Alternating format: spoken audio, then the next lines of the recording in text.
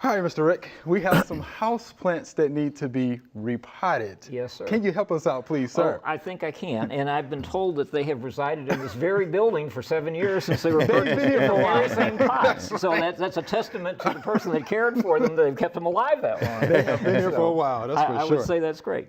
This is a Sansevieria. Okay, a lot of you know this as a mother-in-law tongue. Mm-hmm.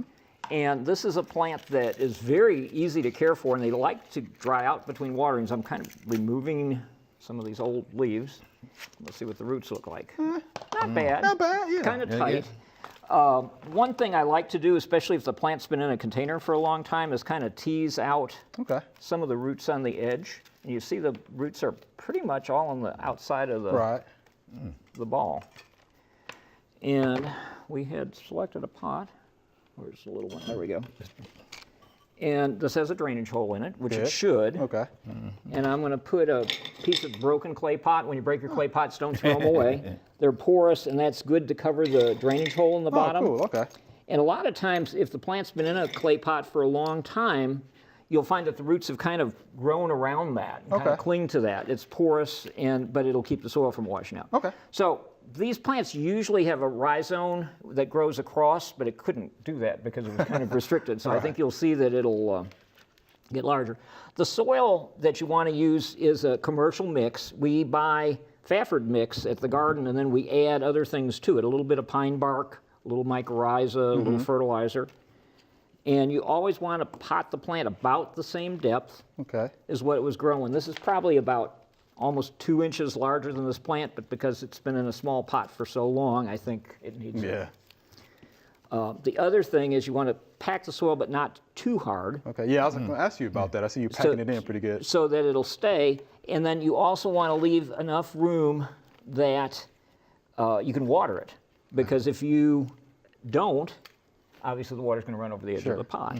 Okay. So that's pretty much what we need to do. I'm a little worried about this being slightly tippy because the root system's so small, Okay. but I think it'll be okay. All right, and then the other thing is when you water it, it's always good to have a saucer underneath.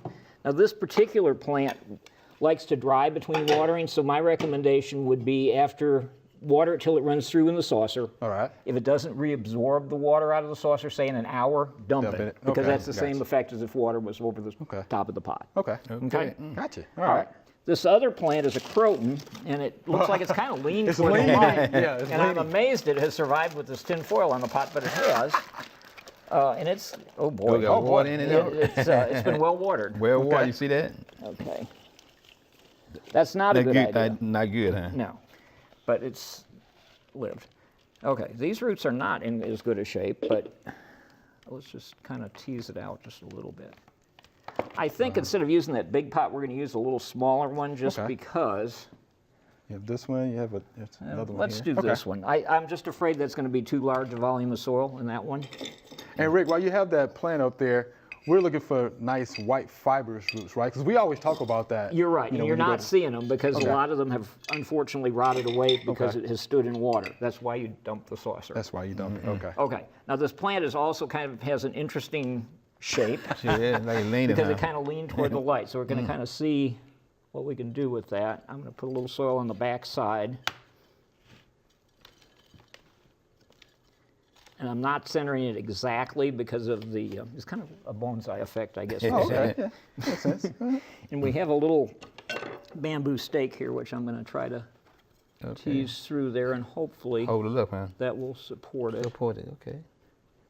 Yeah, that will be I okay. look think that nice. works. Okay. These plants are already happier.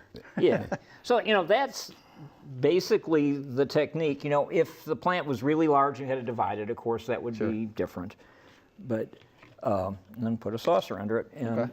I'm That look going to nice. just give them a little bit of water now, just to show you. But the other thing, when you water your houseplants, it's a good idea to use lukewarm water instead of ice cold. Okay. Most of the plants that make good houseplants are plants from the tropics. Okay. And the cold water is kind of a shock to them because they're used to warmer temperatures. And a couple other tips on keeping plants healthy in the house. I recommend just getting an ordinary atomizer bottle and spritzing them Okay. lightly in the morning. That'll increase the humidity because your air is always dry with heat or air conditioning. Okay. And then use a liquid fertilizer, particularly from March through October, about half the strength they recommend on the package because of the fact that they want to sell you another package and they don't need that much. Sure. But about half what they recommend. And, you know, that's your basic houseplant care. What about light requirements? Okay. Okay, that's good that you asked. Something like this Croton really should have bright red and yellow leaves, and that's from lack of sunlight. Okay. Also, the leaves are kind of big because they've grown larger because they're in lower light. Okay. So that should be in a sunny window. If that were acclimated, that could be out in the hot sun outside. That's actually a good bedding plant in the summer. Sansevierias will take almost full sun, but in the house, it would be hard to give it too much light. Outdoors, it would need maybe some afternoon shade. Okay. Both of them are tropical plants. Right. Tropical plants make the best house plants because they don't know need that to before. rest through the winter. You know, if you brought something in from the garden, like a herbaceous plant, it would probably die in the spring after it tried to winter because it didn't have the cold temperatures. Okay, that makes sense. So plants from tropical countries make your best house plants. Okay, let me ask you another question. Any pest problems we need to Oh, know yes. about? I'm amazed that these are very clean. Scale is a common problem, especially on Sansevierias. Okay. The white fly can be another one. Mealybug. Right, familiar with those. Keeping the plants clean is part of the battle. If you will rinse them off occasionally, put them in the sink with the little hose attachment and rinse them off, or in the shower if it's a big tree or something, that helps a great deal.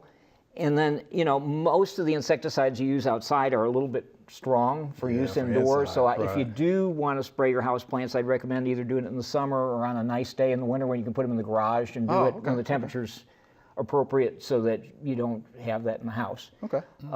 You know, a lot of the systemic pesticides are very appropriate for house plants because it's less of a pollution problem in the air in the house. Sure, okay. So, and if you're using a clay pot, you know, like I didn't water it enough, but you always be sure that that pot has soaked up till it's dark color. You know, you Okay, feel that's a good moisture on point. the outside because it'll draw moisture from the soil if you don't. Okay. And one last question, humidity. You know, we always get that question asked a lot too. Right. Most of the plants that adapt to being good house plants are tolerant of a range of temperatures, but the higher humidity, the better they do. We like dry air. Again, the atomizer bottle in the morning, if you'll spend, unless you have an ungodly number of plants, and I have a lot, but it doesn't take me more than 10 minutes. Just go through the house and lightly spritz them, especially when the heat's on or the air conditioning. Makes a huge difference. Okay. It'll, you know how some plants will get brown tips on the leaves? That will usually eliminate that because you just get that extra little humidity for those little short time during the day. Always do it in the morning so they go to bed dry at night. Okay. Okay. Makes sense. Very good. All right, Mr. Rick, we appreciate that. You're very welcome. Thank you much. Good information too You're about welcome. houseplants. Thank you Okay. much. Thanks for watching the video. If you enjoyed it, please click the subscribe button below.